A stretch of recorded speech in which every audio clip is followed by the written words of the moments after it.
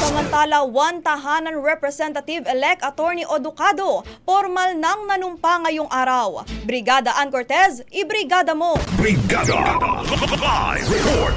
Ganap na ngang nanumpa ngayong araw si Wantahanan Representative-elect Attorney Nat Oducado sa Korte Suprema.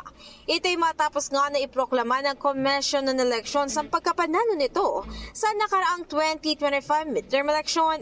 Ayon kay Oducado, pinili nga sumumpa sa harap nga ni Associate Justice Alfredo Benjamin Caguiwa bilang pareho sila ng prinsipyong pinapahalagahan. Maalala, isa nga sa mga target na gawin ng Wantahanan sa Kongreso ay makapagbigay ng abot kayang pabahay sa mga Pilipino. Patuloy naman din ang pasasalamat na naturang party list sa lahat ng mga pamilyang Pilipino na patuloy na naniniwala sa pag-asa ng pagbabago.